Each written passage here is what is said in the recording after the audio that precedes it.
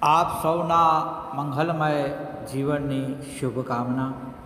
ઋષિચિંતન ચેનલમાં આપ સૌનો હાર્દિક સ્વાગત છે. આવો ગાયત્રી મહામંત્ર સાથે સાથે ઓમ ભૂર્ભુવઃ સ્વઃ તત્સવિતુર્વરેણ્યં ભર્ગો દેવસ્ય ધીમહિ ધિયો યો નઃ પ્રચોદયાત. માનવીમાં દેવત્વનું અવતરણ. મનુષ્યમાં દેવત્વનું અવતરણ નવયુગનો મુખ્ય ઉદ્દેશ છે કે મનુષ્યમાં દેવત્વનો ઉદય થાય. તેનો બીજો ઉદ્દેશ છે કે ધરતી પર સ્વર્ગનું અવતરણ થાય. બીજા ઉદ્દેશની સફળતાનો આધાર મનુષ્યમાં દેવત્વના ઉદય પર છે. ધરતી પર શ્રેષ્ઠ સજ્જનો પેદા થાય છે અને સમર્થ તેમજ સામૂહિક સત્પ્રવૃત્તિઓ હાથ ધરાતી હોય છે. ત્યારે તેના પરિપક્વ સ્વરૂપે મંગળમય વાતાવરણ જન્મે છે. આને ધરતી પર સ્વર્ગનું અવતરણ કહેવામાં આવે છે. સ્વર્ગની કોઈ સ્વતંત્ર સત્તા નથી. સતયુગ અને રામ રાજ્યમાં સગવડોની કોઈ ખોટ ન પડી, કારણ કે તે વેળાએ લોકોનું વ્યક્તિત્વ અને વ્યવહારોમાં ઉચ્ચ આદર્શનો સમાવેશ થયેલો હતો. મનસ્થિતિ મુજબ જ પરિસ્થિતિ જન્મે છે. મનુષ્યમાં દેવત્વનો ઉદય જ મુખ્ય છે. ધરતી પર સ્વર્ગનું અવતરણ અલગ દેખાઈ આવે છે, એટલે કે તેનું નામ અલગ પાડવું પડે છે. પ્રત્યેક સમર્થ ક્ષેત્રના ઉજ્જવળ ભવિષ્ય માટેના સ્વપ્ન મોટે ભાગે પોતપોતાની રીતે રચાયા છે. માત્ર સગવડો અને સાધનો વધારો વર્ચસ્વ નથી. માણસે પણ વધુ યોગ્ય અને સમર્થ બનવું જરૂરી છે. એના માટે વિવિધ પ્રકારના ઉપાયો હાથ ધરવામાં આવી રહ્યા છે. સ્વાસ્થ્ય સુધારણાની અને શિક્ષણના વિસ્તારની યોજનાઓ આ ઉદ્દેશની પરિપૂર્તિ માટે ઘડાય છે. આર્થિક વિકાસની યોજનાનો ઉદ્દેશ છે કે આર્થિક પ્રવૃત્તિઓ દ્વારા મનુષ્ય વધુ સુવિકસિત અને સુખી બની શકે. સમાજ સુધારકો અને સેવા સંગઠનોનો ઉદ્દેશ છે કે મનુષ્યોને દુષ્પ્રવૃત્તિઓમાંથી મુક્તિ અપાવીને સત્પ્રવૃત્તિઓ સાથે જોડીને સમૃદ્ધ બનાવવા. ધર્મ અને અધ્યાત્મના ક્ષેત્રમાં સુસંસ્કારિતા અને શ્રદ્ધાના વિકાસ માટે તેમજ તત્વજ્ઞાન અને સાધનાની પદ્ધતિઓને લોકપ્રિય બનાવવા માટેનો પ્રયત્નો થતા રહે છે. માનવીય કલ્યાણનો મુખ્ય ઉપાય છે કે મનુષ્યને સાચી દિશામાં વિચારતો કરવો અને તે માટેનું વાતાવરણ સર્જવું. મનોબળયુક્ત મહત્વાકાંક્ષાઓ સ્વીકારીને કોઈ મનુષ્ય કે સમુદાય સાધારણ બની શકે છે અને તે પોતાના વર્ચસ્વના આધારે સાધારણ લોકોને નિયંત્રણમાં રહેવા અને ઇચ્છિત દિશામાં ચાલવા માટે મજબૂર કરી શકે છે. આવા વર્ચસ્વી મનુષ્યનો સમુદાય સ્વયં ગૌરવશાળી રહી શકે છે અને લોક સમુદાયને અપેક્ષિત પ્રગતિની દિશામાં ઢસડતો, ધકેલતો અને ખેંચતો જાય છે. માનવીય પ્રગતિની વાસ્તવિકતા તેના આંતરિક જગતને સમૃદ્ધ બનાવવામાં રહેલી છે. મનુષ્યના અંતઃકરણમાં પ્રેમની સદ્ભાવના પ્રગટે, મમતા અને કરુણાનું ઝરણું પ્રગટે તો સમજવું જોઈએ કે તે દેવત્વની દિશામાં પગલું ભરવાનો સાહસ કરી રહ્યો છે. ચારિત્ર્ય નિષ્ઠા, આદર્શ પરાયણતા અને પરમાર્થ પરાયણતાની શ્રદ્ધાઓ જ્યારે ત્રિવેણી સંગમનું રૂપ ધારણ કરે ત્યારે સમજી શકાય છે કે દેવત્વનું પ્રાગટ્ય થઈ ગયું છે. તેને અતિમાનસ કે દેવી અંતઃકરણ નામ આપી શકાય છે. આ ધરતી પર નવયુગનું અવતરણ આવા અતિમાનવોના વિકાસ અને વિસ્તારની વ્યાપક શક્યતાના આધાર પર થનાર છે. ગાયત્રીનું તત્વજ્ઞાન ઉચ્ચ સ્ત્રીય વિવેકને જાગૃત કરનાર અને ત્રીજા નેત્રરૂપી દિવ્ય દ્રષ્ટિ ખોલવાની ચાવી છે. ગાયત્રીની ઉચ્ચ સ્ત્રીય સાધના ભાગીરથી તપ સમાન છે. આજકાલ વિશ્વ માનવોને અતિમાનવ પ્રાપ્ત કરવા માટે જે દિવ્ય શક્તિની પ્રાર્થના અને આરાધના કરવી જરૂરી છે તેને યુગ શક્તિ ગાયત્રીના નામથી ઓળખી શકાય છે. આધ્યાત્મિક પ્રગતિ માટે સત્કર્મ, સત્જ્ઞાન, સદભાવના વધારવાની જરૂર જણાય છે. કર્મ, જ્ઞાન અને શ્રદ્ધાના ત્રણેય ક્ષેત્રોમાં સર્વશ્રેષ્ઠ બનાવીને સંપૂર્ણ આધ્યાત્મિક પ્રગતિના માર્ગ પર ચાલવું શક્ય બને છે. ગાયત્રી આ ત્રણેયનો વિકાસ કરી શકવા માટે સમર્થ હોવાને કારણે ત્રિપદા ગાયત્રી કહેવાય છે. આ નામ આપવા પાછળ બીજા અનેક ઉદ્દેશો સમાયેલા છે. શરીર દ્વારા કર્મ, મન દ્વારા જ્ઞાન અને અંતઃકરણ દ્વારા ભાવના થઈ શકે છે. આ ત્રણેય ક્ષેત્રોમાં સક્રિયતા, સદાશયતા અને સાત્વિકતાની વૃદ્ધિ જેટલા પ્રમાણમાં થતી રહે છે તે મુજબ મનુષ્યમાં દેવત્વનો વધારો થતો જાય છે. દેવત્વની સાથે અનેક પ્રકારની રિદ્ધિ સિદ્ધિઓ સંકળાયેલી હોય છે. શરીર દ્વારા સંયમ, મન દ્વારા ધ્યાન અને અંતઃકરણ દ્વારા સમર્પણ ભાવના એમ ત્રણ પ્રક્રિયાઓ હાથ ધરવાથી ત્રિપદાની સાધના સંપૂર્ણ બને છે. ઉચ્ચ સ્ત્રીય ગાયત્રી ઉપાસકે આહાર અને વિહારમાં સંયમ રાખવો જોઈએ. આહારમાં સાત્વિકતાનો સમાવેશ કરવો જોઈએ. આહાર શ્રેષ્ઠ પરંતુ અલ્પ પ્રમાણમાં લેવાથી શરીરના સ્વાસ્થ્યની વૃદ્ધિ અને ચેતનામાં દેવત્વનો વધારો થવાનો લાભ મળે છે. અન્ન દ્વારા મનનું સ્તર બને છે એ વાત સર્વવિદિત છે.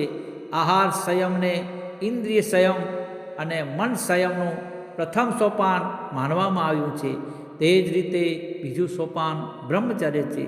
રજવીર્યને જીવની શક્તિનો ભંડાર ગણવામાં આવ્યો છે. તેનો ભંડાર વધે તો ઓજસ, તેજસ અને વર્ચસ્માં પરિવર્તિત થઈને ચેતનાનું સામર્થ્ય વધતું જાય છે. કુદૃષ્ટિથી સૂક્ષ્મ વીર્યનો અને ઓજસનો ઘટાડો થાય છે. તે જ વાસ્તવિક વ્યભિચાર છે. નારીઓ પ્રત્યે કુદૃષ્ટિ રાખવાથી, તેને અયોગ્ય ચિંતન કરવાથી ઓજસનો ઘટાડો થાય છે અને આંતરિક સામર્થ્ય ઘટે છે. શરીરનું બીજું પાસું મન છે. મનને સૂક્ષ્મ શરીર પણ કહેવામાં આવે છે. તેના માટે ધ્યાન યોગની સાધના કરવી પડે છે. તેના દ્વારા નષ્ટ થતી શક્તિનો ઉપયોગ સત્કાર્યોમાં થઈ શકે છે. ધ્યાનના પ્રયોગ દ્વારા મનની શક્તિ પ્રગતિશીલ ઉદ્દેશ્યો માટે ખર્ચી શકાય છે. શબ્દ, રૂપ, રસ, ગંધ, સ્પર્શની લાગણીઓ કાન, આંખ, જીભ, નાક અને ચામડી 5 જ્ઞાનેન્દ્રિયો સાથે સંકળાયેલી છે. આ પંચ તત્વોનો અનુભવ તેના જ દ્વારા થાય છે. શબ્દ આકાશ સાથે, રૂપ અગ્નિ સાથે, રસ જળ સાથે, ગંધ પૃથ્વી સાથે અને સ્પર્શ પવન સાથે સંબંધિત છે. આ વિસ્તારોમાં જે રહસ્યો છુપાયેલા છે તેમને પ્રાપ્ત કરવા માટે ક્રમશઃ યડયોગ, આકૃતિ ધ્યાન, તપ, સંયમ, પ્રાણાયામ, સોહમ સાધના, ક્રિયાયોગનો અભ્યાસ કરવામાં આવે છે.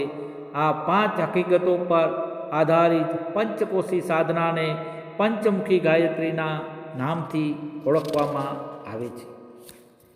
સામાન્ય જીવન પર વાસના, તૃષ્ણા અને અહંકારની ત્રિવિધ મહત્વાકાંક્ષાઓ છવાયેલી રહે છે અને એ બધાની પૂર્તિ માટે ચિંતન અને શ્રમને સામેલ કરતા રહેવું પડે છે. સાધકે જીવનમાં મહત્વાકાંક્ષાનું સ્તર ઊંચું લઈ જવું પડે છે. જેને શ્રેષ્ઠ મહત્વાકાંક્ષો વધારવા અને કનિષ્ઠ ઈચ્છાઓને દ્રઢતાપૂર્વક ત્યાગ કરવામાં દ્રઢ બનવું પડે છે. સમગ્ર અધ્યાત્મશાસ્ત્રમાં ભક્તિભાવથી અંતર મનને ભરી લેવા માટેનું મહત્ત્વ આપવામાં આવ્યું છે. તેને ભાવનાના ઉન્માદનો આવેશ સમજવો જોઈએ નહીં. શ્રદ્ધાઓ, સંવેદનાઓ અને મહત્વાકાંક્ષાઓની શ્રેષ્ઠતા ભક્તિનું વાસ્તવિક સ્વરૂપ છે. ગાયત્રી ઉપાસનામાં આ જ ભક્તિ ભાવનાને પ્રગટાવવાનો મહાવરો કરવામાં આવે છે. સાધના દરમિયાનનો મહાવરો જ્યારે વ્યવહારિક જીવનમાં ઉતરે છે ત્યારે સમગ્ર વ્યક્તિત્વમાં શ્રેષ્ઠતા દેખાવા લાગે છે. ગાયત્રી ઉપાસનાનું તત્વજ્ઞાન અને વિધાનો વ્યક્તિત્વના સંપૂર્ણ વિકાસની જરૂરિયાતો પૂરી પાડે છે. આ પ્રક્રિયામાં જ્ઞાન અને કર્મ બંને પક્ષોનો સમન્વય છે. આ પ્રક્રિયાના કાર્યક્રમને અપનાવનાર ઉપાસનાના કાળમાં પોતાના ચિંતનને ઉચ્ચ સ્તરનું બનાવે છે અને શરીરને એવા કાર્યોમાં જોડે છે જેથી આદર્શો તરફ માનવીને આગળ વધવાની પ્રેરણા મળે છે. ઉપાસના કાળમાં સાધકનું ચિંતન હંમેશા અંતર્મુખી બને છે. બાહ્ય સંસારનો વિચાર અને કર્મ કરતા રહેવામાં સમગ્ર સમય વીતી જાય છે. જ્યાં સુધી આ ઉદ્દેશમાં મન જોડાયેલું રહે છે ત્યાં સુધી સાધનામાં મન જોડાયેલું છે તેમ સમજવામાં આવે છે. તેથી સંતોષ થાય છે અને સત પરિણામ પણ મળે છે. પરંતુ થોડા જ સમયમાં મન ભૌતિક જીવનના બાહ્ય સંસારનું ચિંતન કરવા દોડે છે તો સમજવું કે સાધના અધૂરી રહી ગઈ છે. ઉપાસનાની પૂર્તિનો સ્વાધ્યાય અને સત્સંગ, ચિંતન તેમજ મનન ગણાય છે.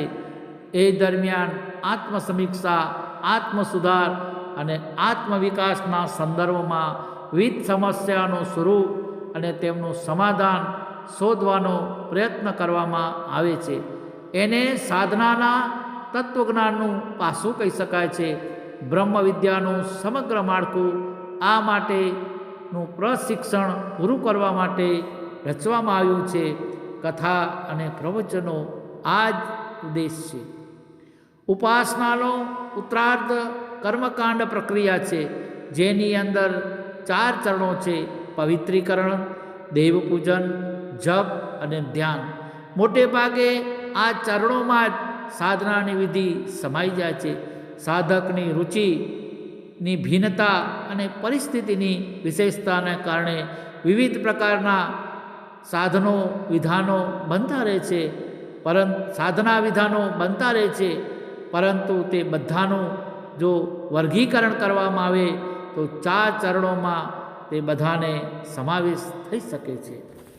ઉપાસનામાં પવિત્રીકરણ કર્મકાંડમાં પવિત્ર નદી કે સરોવરનું સ્થાન, શરીર શુદ્ધિ, શુદ્ધ વસ્ત્ર શુદ્ધિ, સાધનોની શુદ્ધિ વગેરે સમાયેલા છે. પૂજા ઉપચાર શરૂ કરતાં પહેલાં આત્મશુદ્ધિ માટે પવિત્રકરણ, આચમન, પ્રાણાયામ, ન્યાસ,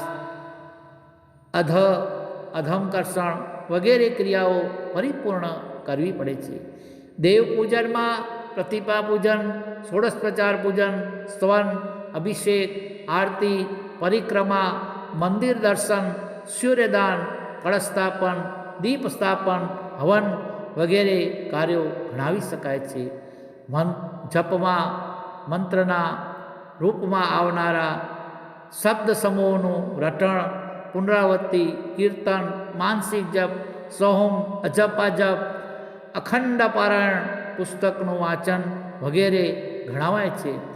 ધ્યાનમાં બિંદુ યોગ, લય યોગ, નાદ યોગ, ચક્રવેધન, પંચકોશી સાધના, પ્રાણાયામ, ઋણયોગ વગેરે બધી સાધનાઓ આવી જાય છે, જેમાં ચિંતનને એક વિશિષ્ટ દિશાધારામાં પ્રવાહિત કરવું પડે છે.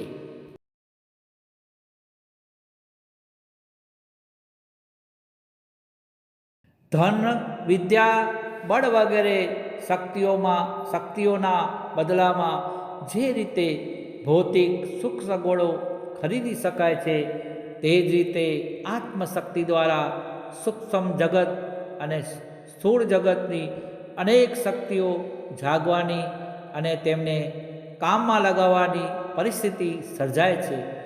આત્મશક્તિની પ્રાપ્તિ અને વૃદ્ધિમાં બીજા અનેક પ્રકારના સાધનો સહાયક બને છે, પરંતુ તે બધામાં સરળ અને અસરકારક ઉપાય મંત્ર જપ છે. તેનો સંપૂર્ણ વિધિ વિધાનપૂર્વક યોગાભ્યાસ અને તપસ્યાનો આશરો લઈને કરી શકાય તો તેનું પરિણામ ચમત્કારી જણાય છે. તેનાથી વિપુલ પ્રમાણમાં આત્મશક્તિ વધે છે. આ વૃદ્ધિ પામેલી આત્મશક્તિઓનું પ્રમાણ સાધકને સિદ્ધ પુરુષ બનાવે છે અને તેનાથી અન્ય અનેક પાછળેલા લોકોને આગળ વધવાનું તેમજ દુઃખ અને સંકટોમાંથી બચાવવાનું અને અભાવોથી પીડાતા લોકો સમૂહ સમૃદ્ધ બનાવવાનો લાભ મેળવી શકે છે. સામૂહિક ગાયત્રી અનુષ્ઠાનોનું વિશેષ પુણ્યફળ માનવામાં આવ્યું છે. એકાંકી અલગ અલગ પ્રયત્નો લાભ તો મળે છે, પરંતુ સામૂહિક પ્રયત્નોનું પરિણામ તેના કરતાં વધુ અદ્ભુત જોવા મળે છે. ગાયત્રી ઉપાસકોએ એક સંકલ્પ હેઠળ એક સંગઠન સૂત્રમાં જોડીને સામૂહિક સાધના કરવાથી પ્રત્યેકને માટે તે સાધનાનું પરિણામ સવિશેષ ફળદાયી સાબિત થાય છે. ગાયત્રી પરિવારના તત્વ ધ્યાનમાં લાખો સાધકો અને દિવ્ય માર્ગદર્શન નીચે સામૂહિક સાધના સંકલ્પનો જે કાર્યક્રમ આજે ચાલી રહ્યો છે, તેનાથી પ્રચંડ આત્મશક્તિનું પ્રગટીકરણ પ્રત્યક્ષ થતું જોવા મળે છે. આ સંયુક્ત સાધના શક્તિની મહાબલીનો મહાકાળ દ્વારા આજકાલ યુગના નવનિર્માણ માટે ઉપયોગ થઈ રહ્યો છે. તેના સત્પરિણામોની આશા સવિશેષ વિશ્વાસપૂર્વક કહી શકાય છે. અધ્યાત્મના ક્ષેત્રમાં વૈજ્ઞાનિકો દ્વારા સૂક્ષ્મ વાતાવરણને પરિશુદ્ધ કર્યાના કેટલાય દિવ્ય ઉપાયો છે, જે સમયે હાથ ધરવામાં આવ્યા અને તેના પ્રમાણો શાસ્ત્રમાં જોવા મળ્યા છે. રામ અને લક્ષ્મણને યજ્ઞનું રક્ષણ કરવા માટે જવું પડ્યું હતું.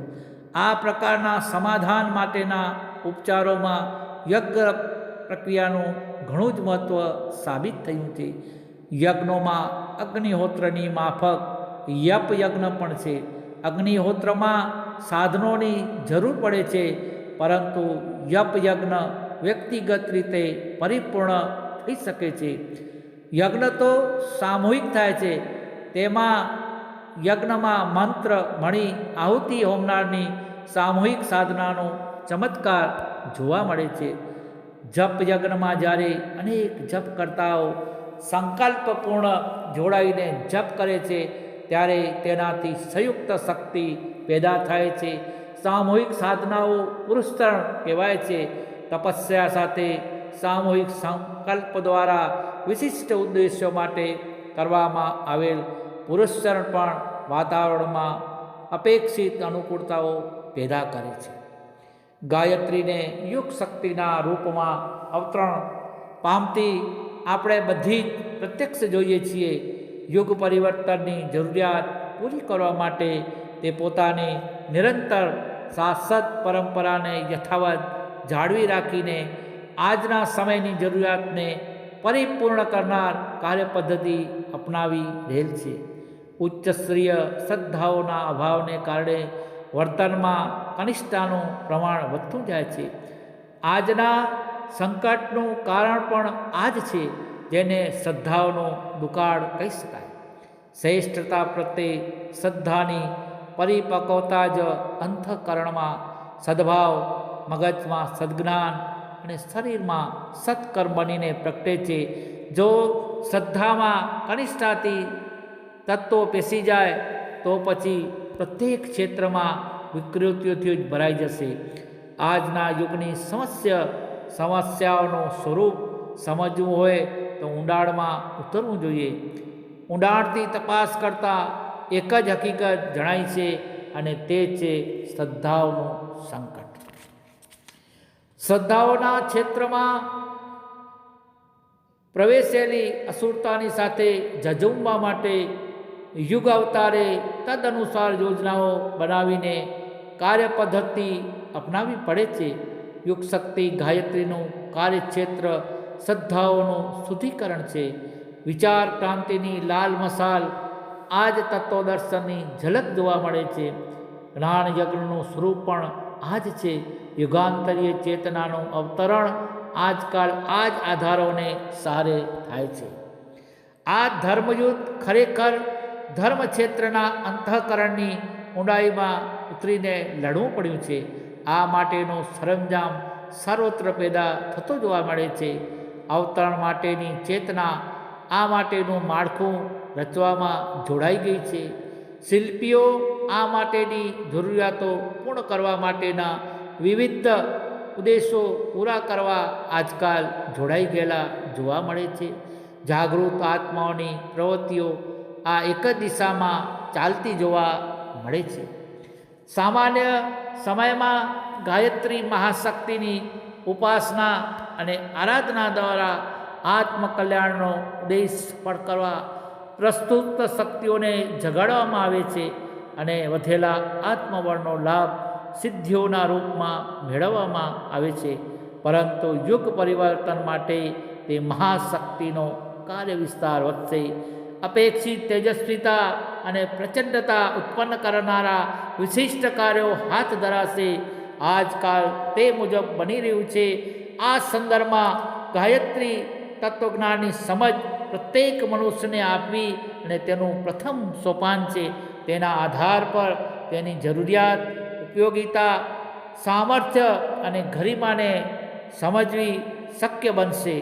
ત્યારબાદ ઉપાસનામાં રૂપમાં તેને યોગ્ય રીતે અપનાવવાની વાત આવશે. સંપૂર્ણ જાણકારી સિવાય સોંપેલી ઉપાસના ન તો શ્રદ્ધા પેદા થશે, ન તો તેને એકાગ્રતા અને તત્પરતાપૂર્વક અપનાવી શકાશે. યુગ શક્તિ ગાયત્રીનું તત્વજ્ઞાન પ્રત્યેક મનુષ્યને સમજવું જોઈએ. પ્રત્યેક મનુષ્યને એ વાત સમજવી જોઈએ કે સમગ્ર સમસ્યાનું સમાધાન ગાયત્રી મંત્રના બીજા અક્ષરોમાં ઠાંસીને ભરેલું છે. આજના યુગની વિશેષતા એ છે કે ગાયત્રી ઉપાસના સામૂહિક સ્તરે થવી જોઈએ. સામાન્ય સમયમાં તેને વ્યક્તિગત સ્તરે નિત્ય નિયમના રૂપમાં અપનાવવામાં આવે. આજકાલ તેને સામૂહિક સ્વરૂપે હાથ ધરવામાં આવે છે. ગાયત્રી પરિવાર સંગઠિત સ્વરૂપે તેના તત્વધાન અને માર્ગદર્શન નીચે એકરૂપ થઈને એકાત્માની ભાવનાથી ઉપાસનામાં જોડાઈ ગયેલ છે. દેવતાનું સંયુક્ત શક્તિથી દુર્ગાવતરણની, ઋષિઓના રક્ત સંચયથી સીતા જન્મની અને સમુદ્ર મંથનથી અમૂલ્ય રત્નભંડાર પ્રાપ્તિની કથાઓ જેમને પરિચિત છે તે લોકો જાણે છે કે સારા ઉદ્દેશ્યો માટે હળીમળીને કરેલા કાર્યો કેટલા બધા પ્રભાવશાળી હોય છે. સામૂહિક જપ અનુષ્ઠાનનો પ્રભાવ જનમાનસને પરિશુદ્ધ કરવા માટે અને સૂક્ષ્મ રૂપથી સૌથી વધુ ઉપયોગી સાબિત થાય છે અને તેનાથી વાતાવરણમાં વિશ્વ શાંતિને અનુકૂળ બનાવવાની મોટી સહાયતા મળે છે. યુગ શક્તિ ગાયત્રીનું વ્યક્તિ નિર્માણની દ્રષ્ટિથી ચાલી રહેલા પ્રયત્નો આગવું મહત્ત્વ છે.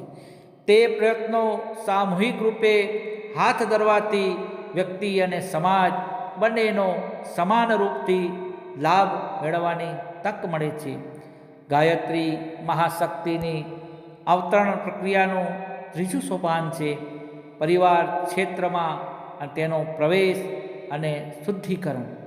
આજકાલ આ દિશામાં વિશિષ્ટ પ્રયત્નો થઈ રહ્યા છે અને તેમને ક્રમબદ્ધ સુનિયોજિત કરવામાં આવી રહ્યા છે. ગાયત્રી પરિવારના સભ્યોના ઘરમાં આજકાલ પૂજાખંડમાં દેવ મંદિરની વિધિવત સ્થાપના કરવાના પ્રયત્નો શરૂ થઈ ગયા છે અને પરિવારનો પ્રત્યેક સભ્ય ઓછામાં ઓછી 5 મિનિટ નમન વંદનની પ્રાર્થનાનો નિયમ નિભાવે તે માટેના પ્રયાસો ચાલુ થઈ ગયો છે. પરિવાર નિર્માણ માટે શ્રદ્ધાનું આરોપણ એક મહત્વપૂર્ણ કાર્ય સમજવું જોઈએ ને એના માટે પરિવારના દરેક સભ્યોનો જન્મદિવસ મનાવવાની પરંપરા ચાલી રહી છે. આ પ્રસંગે હર્ષ ઉત્સાહના રૂપમાં નાનો સરખો ગાયત્રી યજ્ઞ તો અનિવાર્ય રૂપથી કરવામાં આવે છે. જેનો જન્મદિવસ મનાવવામાં આવે છે તેને ઓછામાં ઓછો એક સદ્ગુણ વધારવાની અને એક દુર્ગુણ છોડવાની એક પ્રતિજ્ઞા લેવી પડે છે. આ વિધિમાં ધર્મની સ્થાપના અને અધર્મના નિવારણનો ઉદ્દેશ સફળ થતો જોઈ શકાય છે. ષોડશ સંસ્કારો અને પર્વ તહેવારો મનાવવાની પ્રક્રિયા જો ગાયત્રી અભિયાનની સાથે જોડી દેવામાં આવે તો તેમાં વ્યક્તિ અને પરિવારને સમૃદ્ધ અને સુસંસ્કૃત બનાવવાના સમગ્ર સૂત્રો બીજ રૂપમાં સમાયેલા જોઈ શકાય છે. આથી પ્રત્યેક પરિવાર હર્યોભર્યો દેખાશે ને તે ઉદ્યાન સર્વલોકના ચંદનવનને સમતુલ્ય બનશે. યુગ શક્તિ ગાયત્રીના વ્યાપક વિસ્તાર ગાયત્રી યજ્ઞોના માધ્યમથી થાય છે. તેમાં વિજ્ઞાન, સમજ અને ભાવસંગત એવી હકીકતો સમાયેલી છે જે જનમાનસની ભૌતિક અને આત્મિક પ્રગતિમાં સહાયક નીવડે છે. ગાયત્રીની શ્રેષ્ઠ ચિંતનની અધિષ્ઠાતી છે અને યજ્ઞ આદર્શ કર્મોનો અધિષ્ઠાતા છે. તે બંનેના સમન્વયથી એવું વાતાવરણ પેદા થાય છે જે વ્યક્તિ અને સમાજ બંનેના માટે પરમ ફળદાયી સાબિત થઈ શકે છે. ગાયત્રી પરિવાર દ્વારા યુગ શક્તિ ગાયત્રીના અવતરણનો આલોક વ્યાપક બનાવવા માટે આજકાલ આ જ ઉપાયોનો આશરો લેવામાં આવ્યો છે. નજીકના ભવિષ્યમાં આથી વિશેષ મહત્વપૂર્ણ ઉપચારો હાથ ધરવામાં આવશે. ગાયત્રી વિદ્યાનું ઉચ્ચ સ્તરીય શિક્ષણ, પ્રયોગો અને સંશોધન કાર્ય કરવા માટે બ્રહ્મવર્ચસ અરણ્યકની પ્રયોગશાળા એવા ઉદ્દેશ સાથે ઊભી કરી છે જેથી યુગ અવતરણ માટેની અપેક્ષિત શક્તિ વિપુલ પ્રમાણમાં પૂરી પાડી શકાય. ઉપાસનાના ચિંતન અને ઈશ્વરની નજીક પહોંચાડવા માટે, બળતર બનાવવા માટે ભક્તિ ભાવનાને વિકસિત કરવી પડે છે. ઈશ્વરની સાથે સમીપતાને યોગ કહે છે. વ્યાપક અર્થમાં યોગનો અર્થ થાય છે તે જોડવું, આત્માને પરમાત્માની સાથે જોડી દેવો, તે જ યોગ જ છે. જેમની શ્રદ્ધામાં શ્રેષ્ઠતાનો જેટલો વિશેષ પ્રમાણમાં સમાવેશ થઈ શકે છે તેટલા પ્રમાણમાં તેમની ભક્તિ, સાધના, યોગ સાધના અને ઈશ્વર પ્રાપ્તિની મંજિલ પૂરી થઈ ગઈ છે એમ સમજી શકાય. યોગના તત્વજ્ઞાનમાં અનેક પ્રકાર બતાવવામાં આવ્યા છે. તેમાં એક પ્રકાર ઈશ્વરના માળખામાં ઢળી જઈને તેમના આદેશોનું અને નીતિ મર્યાદાનું પાલન કરવું તે જ આત્મસમર્પણ છે. સમગ્ર યોગ સાધનાઓનો મુખ્ય ઉદ્દેશ એક જ છે, ઈશ્વરને અર્થાત શ્રેષ્ઠતાને એટલા પ્રમાણમાં આત્મસાત કરી લેવામાં આવે કે વ્યક્તિત્વમાં તેની અસર જ દેખાઈ આવે. તપ સાધનામાં તિતિક્ષાનો સમાવેશ કરેલો છે કે જેમાં ઉચ્ચ ઉદ્દેશોને માટે શારીરિક, માનસિક અને આર્થિક દુઃખ સહન કરવું પડે છે. કુદરતનો ક્રમ, કર્મફળ અને બીજા સાથેના વ્યવહારને લીધે આજકાલ અનેક દુઃખો વેઠવા પડ્યા છે. પરંતુ આદર્શોના પાલનમાં જે થોડી ઘણી મુશ્કેલીઓ પડે છે તેમને સ્વેચ્છા અને પ્રસન્નતાપૂર્વક સ્વીકારવાનું સાહસ થઈ શકતું નથી. જો કે તેનો સ્વીકાર કરવો તે શ્રેષ્ઠતાની પ્રાપ્તિ માટે ખૂબ જ જરૂરી છે. તપ તિતિક્ષાની સાધનામાં અનેક પ્રકારના સંયમો પાડવા પડે છે અને સાચા ઉદ્દેશ્યો માટે ઘણું બધું અંશદાન કરવું પડે છે. તે માટે વિરોધ સહન કરવાનું પણ સાહસ બતાવવું પડે છે. આ સમગ્ર પ્રયોગક્રમ તપ સાધના કહેવાય છે. એને અન્ય રીતે આત્મબળની વૃદ્ધિનો મહાવરો કહી શકાય. મનને યોગી અને શરીરને તપસ્વી અર્થાત બંનેને શ્રેષ્ઠતા અને આદર્શો અપનાવવા માટે પ્રશિક્ષિત કરવું એ વ્યક્તિત્વમાં સત્પ્રવૃત્તિઓનો સમાવેશ કરવાની સાધના છે. ભૌતિક સમૃદ્ધિઓ અને આત્મિક વૈભવ મળવાનો આ સમગ્રતયા એકમાત્ર ઉપાય છે. તત્વજ્ઞાનીઓએ ઉપાસનાની સમગ્ર પ્રક્રિયા આ જ ઉદ્દેશને પૂર્ણ કરવા માટે રચી છે. ભ્રમણાઓમાં ફસાઈ જઈએ તો વાત બીજી છે. જો ઉપાસનાના તત્વદર્શનને સાચા સ્વરૂપમાં સમજવાની અને સમજાવવાની વ્યવસ્થા સહી થઈ શકે તો એ દિશામાં કરેલા પરિશ્રમ ચોક્કસ હર કોઈ માટે ઉપયોગી સાબિત થઈ શકે છે. ઉપાસનાનું વાતાવરણ જ્યાં સર્જાશે ત્યાં શાલીનતાની દિશામાં અંતરની પ્રવૃત્તિઓ ઊભી થશે અને સજ્જનતાની પરંપરા ચાલવાનો ક્રમ ચોક્કસ રૂપથી શરૂ થશે. ગાયત્રી અને યજ્ઞનો પરસ્પર સંબંધ રહેલો છે. શાસ્ત્રકારોએ ગાયત્રીને ધર્મ સંસ્કૃતિની જનની અને યજ્ઞને તેના પિતા કહ્યા છે. સદજ્ઞાન અને સત્કર્મનો સમન્વય થવાથી વ્યક્તિ અને સમાજ આગળ વધે છે.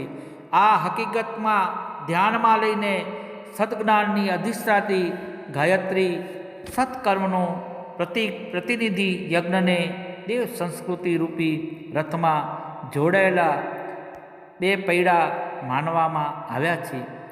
યજ્ઞાગ્નિના રૂપમાં યુગ ક્રાંતિની પ્રાણવાન પ્રતિમાની સ્થાપના અને પ્રાર્થનાનો ભાવયુક્ત કાર્યક્રમ એવો છે જેના સહારે જનમાનસને અવાંછનીયતાના નિવારણ અને શાલીનતાની પ્રતિસ્થાપના માટે પ્રગટાવી અને જોડી શકાય છે.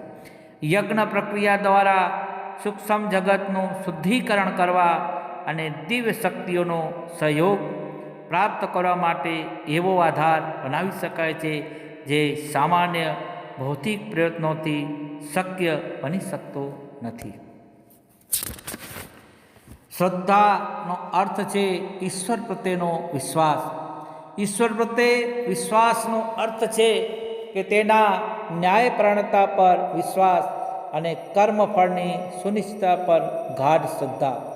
સારા ખોટા કર્મનું ફળ મળવામાં વિલંબ થવાથી મનુષ્યોને સત્કર્મોનું સુખદ પરિણામ અને કુકર્મનું દુઃખદ પરિણામ મળવાની હકીકત પરથી શ્રદ્ધા ડગમગવા લાગે છે. આત્મામાં પરમાત્માના દર્શન થવાથી સદ્ભાવના, સદવિચારણા અને સત્પ્રયત્નોની ચિનગારીઓ ઉછળવા લાગે છે. ભક્તિનો અર્થ છે પ્રેમ. ઈશ્વર ભક્તિનો અર્થ છે આદર્શો પ્રત્યે અનન્ય નિષ્ઠા. ઈશ્વર ભક્તિના માધ્યમથી થયેલી પ્રેમ ભાવનાઓ વિકાસ અને વિસ્તાર જ્યારે પરિપક્વ થાય છે ત્યારે પ્રાણી માત્ર પ્રત્યે આત્મીયતાની દિવ્ય સંવેદનાઓ વિકસિત થાય છે. આધ્યાત્મિકતાનો અર્થ છે કે પોતાના વાસ્તવિક સ્વરૂપ અને ઉદ્દેશોનું ધ્યાન થવું. તેનો ઉદય થવાથી આત્માવલંબન અને આત્મગૌરવની અનુભૂતિ થાય છે.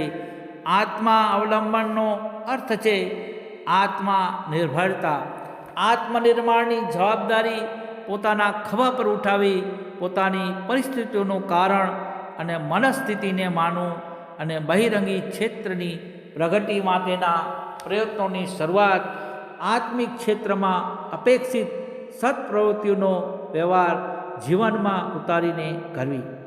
આત્મનિરીક્ષણ, આત્મસુધાર, આત્મનિર્માણ અને આત્મવિકાસના 4 આધારો અપનાવીને આત્મિક પ્રગતિના સર્વાંગીકરણ વ્યવસ્થા કરી શકાય છે. પોતાનો દૃષ્ટિકોણ બદલવાથી પરિસ્થિતિઓના મૂલ્યાંકન અને તેના નિવારણ માટે થતી ભયંકર ભૂલોની પરંપરા અટકી જાય છે. આધ્યાત્મિક ક્ષેત્રની બીજી ધારા છે ધાર્મિકતા. ધર્મનિષ્ઠાનો અર્થ છે કર્તવ્ય પરાયણતા. પોતાના કર્તવ્યો અને ઉદ્દેશોની ઈમાનદારીના સંદર્ભમાં વ્યક્તિના પ્રત્યે વફાદારી અને કર્તવ્યો પ્રત્યે જવાબદારીનો સમાવેશ કરવામાં આવે તો તે કર્મ પૂજા બને છે. સિદ્ધાંત સંપૂર્ણતયા સાચો સાબિત થઈ શકે છે. કર્તવ્ય આચરતી વેળાએ એ વાતનું ધ્યાન રાખવું જોઈએ કે એમાં આદર્શો અને નીતિ મર્યાદાઓનું ઉલ્લંઘન તો નથી થતું. લોભ અને મોહથી ઘેરાઈને એવું કંઈ તો નથી બનતું કે જેને લીધે કાર્યની યોગ્યતા પર ટીકા થઈ શકે. વ્યક્તિનું પ્રત્યેક કાર્ય એવું હોવું જોઈએ કે જેનાથી આત્મસંતોષ મળતો હોય, આત્મગૌરવ વધતું હોય અને સમાજનું હિત સચવાતું હોય. ધર્મ મર્યાદાનું નિર્ધારણ મનુષ્યો દ્વારા તે જ ઉદ્દેશોની પૂર્તતા માટે કરવામાં આવ્યું છે. એ મર્યાદાઓનું પાલન કરવામાં નિષ્ઠા અને દ્રઢતાના સાચવી રાખવી જોઈએ. ધર્મના બે પાસા છે. એક છે શ્રેષ્ઠતામાં વધારો કરવું, બીજું કનિષ્ઠતાનું નિવારણ કરવું. શ્રેષ્ઠતાની સ્થાપના અને વૃદ્ધિ કરવા માટે રચનાત્મક પ્રયત્નો કરવા પડે છે અને કનિષ્ઠતાના નિવારણ માટે અસહયોગ, વિરોધ અને સંઘર્ષ નીતિ અપનાવવી પડે છે. ઈશ્વરીય અવતારોએ આ સંસ્થાપન અને નિવારણના બંને તત્વોને સરખું મહત્ત્વ આપ્યું છે. ધર્મપ્રેમી એક બાજુ સદાચરણ અને પરમાર્થનો આદર્શ સ્વીકારવો પડે છે, તો બીજી બાજુ અનેકતા, અવાંછનીયતા અને મૂઢ માન્યતાના અનાચારનો દ્રઢપણે વિરોધ પણ કરવો પડે છે. પોતાના શરીર, મન અને આત્માની પ્રત્યે, પરિવાર અને સમાજના પ્રત્યે, ઈશ્વર અને આદર્શો પ્રત્યે પોતાના કર્તવ્યો અને જવાબદારીઓના પાલન પ્રત્યે અડગ રહેવાનું એ ધાર્મિકતા છે. બ્રહ્મ વિદ્યાનું અને ગાયત્રીના તત્વજ્ઞાનનું ત્રીજું સોપાન આવી ધાર્મિકતા છે અને ત્રિપદા ગાયત્રીને ત્રીજી ધારા કહેવામાં આવી છે. શરીરના સૂક્ષ્મ ભાગમાં એવા 3 તત્વોનો સમાવેશ થાય છે જે સાધારણ રીતે સુષુપ્ત, અનભ્યસ્ત અને અણઘડ સ્થિતિમાં પડેલો રહે છે.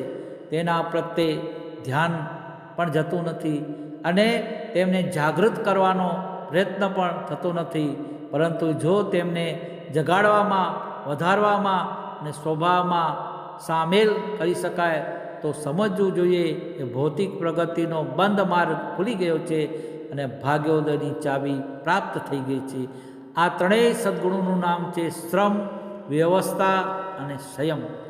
આ ત્રણેયનું મહત્ત્વ સમજાવવામાં આવે અને શરીરને એમાં રસ લેવા અને ટેવના રૂપમાં સ્વીકાર કરવા માટે સમત કરી શકાય તો સમજવું જોઈએ કે આરોગ્ય, દીર્ઘાયુષ્ય, સૌંદર્ય, કૌશલ્ય અને કમાણી જેવી સફળતાઓ પ્રાપ્ત કરવાનું દૈવી વરદાન મળી ગયું.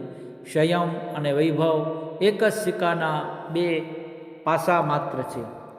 આજે વ્યક્તિ અને સમાજની સામે જે અસંખ્ય સમસ્યાઓ અને મુશ્કેલીઓ ચારે તરફ ઉપદ્રવો સર્જતી જોવા મળે છે, તેના મૂળમાં દીર્ઘદ્રષ્ટિનો અભાવ જણાય છે.